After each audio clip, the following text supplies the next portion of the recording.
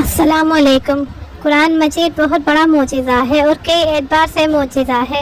اس کا ایک کھلا ہوا معجزہ جو ہر مسلمان اور غیر مسلم کے اور ہر دوست و دشمن کے سامنے ہے، یہ ہے کہ چھوٹے چھوٹے بچے اور جوان اور بڑی عمروں کے لوگ اس کو حفظ کر لیتے ہیں۔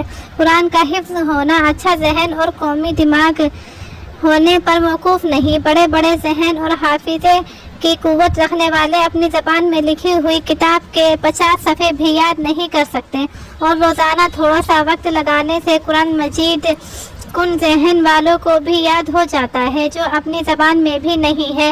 جب تک اللہ کو منظور ہے کہ قرآن دنیا میں ہے، اس کے حفظ کرانے والے بھی رہیں گے۔ جو شخص یا جو کنبہ اور جو برادری اور جو علاقہ اس کی جانب سے غفلت برتے گا، خود اس کی خیر سے محروم رہے گا۔ قرآن کے یاد رکھنے والے ادارے اور سینوں میں اٹھانے والے ہمیشہ رہیں گے اور اس کے فیوز و برکات سے مالا مال ہوتے رہیں گے۔ اللہ جل شانہ کا ارشاد ہے کہ قرآن مجید کے ہم محافظ ہیں۔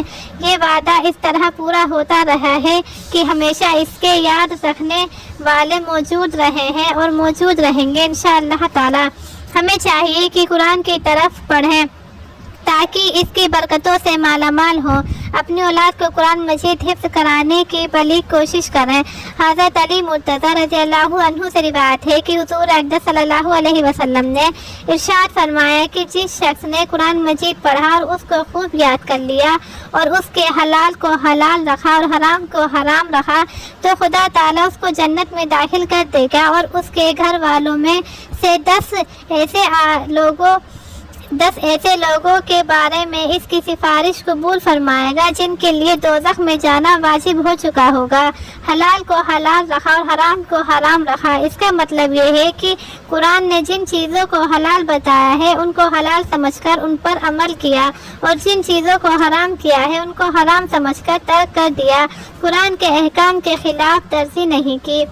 حضرت معاذ جنسی رضی اللہ تعالی عنہ سے روایت ہے کہ حضور اقدس صلی اللہ علیہ وسلم نے ارشاد فرمایا، جس نے قرآن پڑھا اور اس پر عمل کیا، قیامت کے دن اس کے والدین کو ایسا تاج پہنایا جائے گا جس کی روشنی آفتاب کی روشنی سے بھی بہتر ہوگی، جبکہ آفتاب دنیا کے گھروں میں ہو۔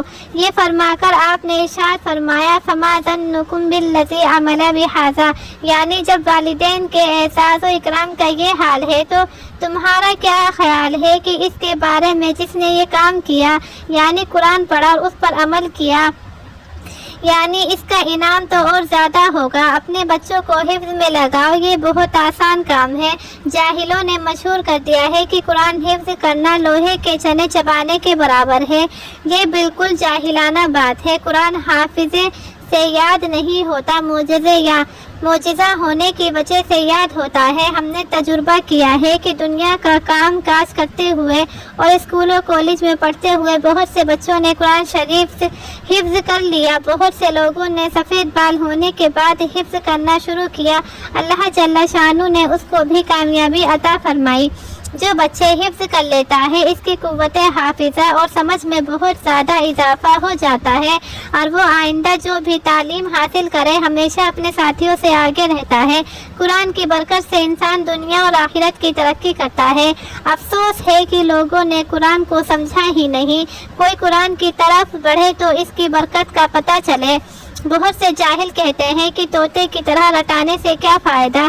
یہ لوگ روپے پیسے کو فائدہ سمجھتے ہیں۔ ہر حرف پر 10 نیکیاں ملنا اور آخرت میں ماں باپ کو تاج پہنایا جانا، اور قرآن پڑھنے والے کا اپنے گھر کے لوگوں کی سفارش کر کے دوزخ سے بچوا دینا فائدے میں شمار نہیں کرتے۔